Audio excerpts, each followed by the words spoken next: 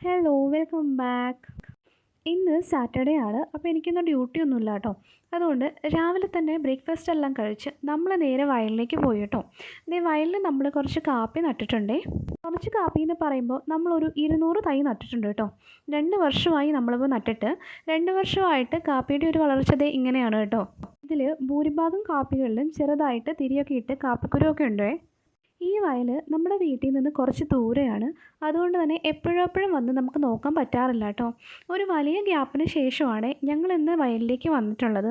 അതുകൊണ്ട് തന്നെ കാപ്പിയൊക്കെ എത്രത്തോളം വളർന്നിട്ടുണ്ടെന്നും എങ്ങനെയൊക്കെ ഉണ്ടെന്നും നോക്കാൻ ഒരു വലിയ എക്സൈറ്റ്മെൻറ്റ് തന്നെയായിരുന്നു കേട്ടോ. ഇത്രയും കാലം പപ്പയും അമ്മയും നട്ടിട്ടുള്ള കാപ്പിയും അവരുടെ പാരൻസ് നട്ടിട്ടുള്ള കാപ്പിയൊക്കെയാണ് കേട്ടോ നമ്മൾ കണ്ടിട്ടുണ്ടായിരുന്നത്. നമ്മൾ സ്വന്തം കൃഷി ചെയ്യുന്ന കാപ്പി ഇപ്പോഴാണ് ഉള്ളത്. ഇതാണ് കേട്ടോ കാപ്പിയിൽ ഉണ്ടായേക്കുന്ന കുരു. കാണുമ്പോൾ നല്ല സന്തോഷം ഉണ്ടായിരുന്നു കേട്ടോ. നമ്മൾ സ്വന്തമായി ചെയ്യുന്ന കൃഷിയിൽ നിന്നും ഒരു വിളവ് കിട്ടുമ്പോൾ അതെപ്പോഴും ഒരു സന്തോഷമുള്ള കാര്യമാണല്ലോ. ഞാനും കൃഷിക്കൂട്ടനും നല്ല എക്സൈറ്റഡ് ആയിരുന്നേ. കാപ്പിയൊക്കെ ചെറുതായിട്ടൊന്ന് പൂവിട്ട സമയത്തായിരുന്നു കേട്ടോ ഇതിന് മുമ്പ് ഞങ്ങളിവിടെ വന്നിട്ടുണ്ടായിരുന്നത്. അതിനുശേഷം ഇപ്പോൾ കുറേ നാളായിരുന്നു വന്നിട്ട്. നല്ല മഴയും കാറ്റും ഒക്കെ ഉള്ളതുകൊണ്ട് ഈ കാപ്പിയൊക്കെ കാറ്റ് പിടിച്ച് ചെരിഞ്ഞു പോകാനുള്ള സാധ്യതയുണ്ട്.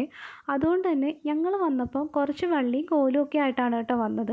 ഏതായാലും വന്നതല്ലേ, അതുകൊണ്ട് കാപ്പിയൊക്കെ ഒന്ന് പിടിച്ച് കെട്ടാമെന്ന് കരുതി. നന്നായി ചെരിഞ്ഞിരിക്കുന്ന കുറച്ച് കാപ്പിയൊക്കെ ഇങ്ങനെയൊരു കോല് വെച്ച് അതിനോട് ചേർത്ത് കെട്ടി വെച്ചു കേട്ടോ. വലിയ കാറ്റൊക്കെ വരുമ്പോൾ കാപ്പി ഇങ്ങോട്ട് ചാഞ്ഞു പോകാതിരിക്കാനാണ് ഇങ്ങനെ ചെയ്തത്. നമ്മൾ വിചാരിക്കുന്ന പോലെയൊന്നും അല്ല കേട്ടോ. കൃഷിയൊക്കെ എടുക്കുന്ന സ്ഥലത്തേക്ക് ഒന്ന് വന്നു കഴിഞ്ഞാൽ സമയം എങ്ങനെയാണ് പോകുന്നതെന്ന് നമുക്ക് ഒരു ഐഡിയ ഉണ്ടാവില്ല. ഞങ്ങൾ രാവിലെ 10 മണിക്ക് ഇങ്ങോട്ട് വന്നതാണ് കേട്ടോ. തിരിച്ച് ഞങ്ങൾ ഇവിടുന്ന് കയറുമ്പോഴത്തേക്കും 12:30 ആയേ. ഇതൊക്കെ കെട്ടിക്കഴിഞ്ഞ് ഞങ്ങൾ വേഗം പണിയൊക്കെ തീർത്തു കേട്ടോ. നമ്മുടെ വയൽ നെൽകൃഷിക്ക് അത്ര അനുയോജ്യമല്ല കേട്ടോ. അതുകൊണ്ടാണെങ്കിൽ നമ്മളവിടെ കാപ്പി വെച്ചത്. ഏതായാലും വയലിൽ വന്ന സ്ഥിതിക്ക് ഈ കാണുന്ന ചെടി എനിക്ക് നല്ല ഇഷ്ടമായി കേട്ടോ. അതുകൊണ്ട് അതിൻ്റെ കുറച്ച് തണ്ടൊക്കെ ഞാൻ മുറിച്ചെടുത്തിട്ടുണ്ട്. നമ്മളിവിടേക്ക് വന്നത് കാറിനാണ് കേട്ടോ. കാപ്പിയുടെ കൂടെ നമ്മൾ കുറച്ച് വാഴയും കൂടെ വെച്ചിട്ടുണ്ടായിരുന്നേ. അതുകൊണ്ട് വന്ന സ്ഥിതിക്ക് നമ്മളിതേ 3-4 കൊലയൊക്കെ വെട്ടിയെടുത്തിട്ടുണ്ട്. പോകുമ്പോൾ ഏതായാലും കൊണ്ടുപോകാമല്ലോ. തൊട്ടപ്പുറത്ത് നെൽകൃഷി ചെയ്യുന്ന കണ്ടത്തിൽ ഋഷിക്കൂട്ടൻ നല്ലപോലെ കളിച്ചു കേട്ടോ. അതുകൊണ്ട് അവന് മേലിലൊന്നും തോട്ടി കൊണ്ട് മേലൊക്കെ കഴുകിയെടുത്തേ. പിന്നെ വീട്ടിലെത്തി ഭക്ഷണം കഴിച്ചിട്ട് നമ്മളതേ അടുത്ത പരിപാടി തുടങ്ങിയിട്ടോ. ഈ കാണുന്നത് നമ്മൾ കുരുമുളകിന് അടിച്ചിരിക്കുന്ന കോപ്രോക്സി ക്ലോറൈഡ് എന്ന് പറഞ്ഞൊരു മരുന്നാണ്.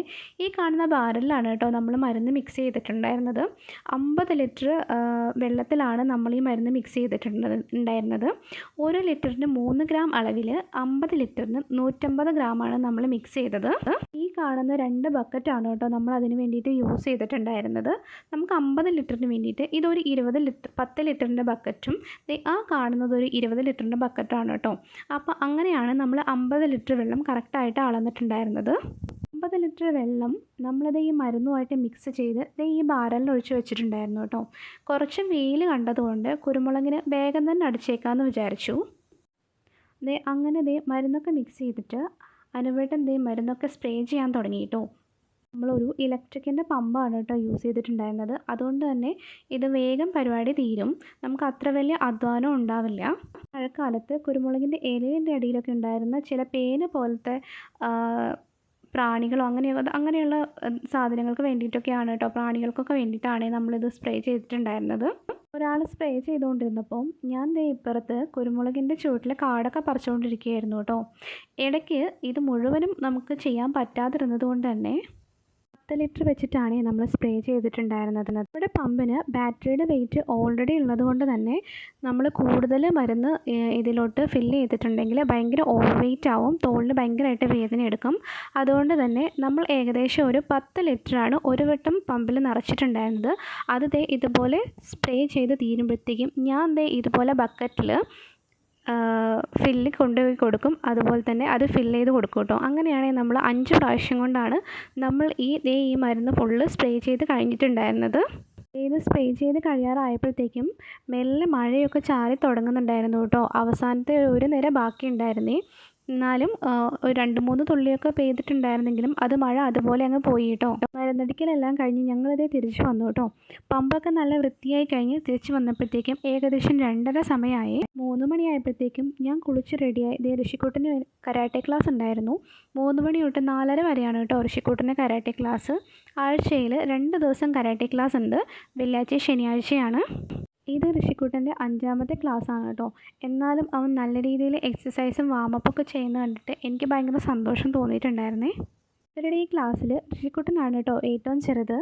ഞാനത് 4:30 ആയപ്പോഴത്തേക്കും ഋഷിക്കുട്ടൻ്റെ കരാട്ടെ ക്ലാസ്സൊക്കെ കഴിഞ്ഞു കേട്ടോ. ഞങ്ങളതേ നേരെ വന്ന് മീൻ മേടിക്കാൻ കയറി. കുറച്ച് മീനൊക്കെ ഇവിടെ ഉണ്ടായിരുന്നു. കട്ട്ല, ഫിലോപ്പി, മത്തി, അയലയൊക്കെ ഉണ്ടായിരുന്നു.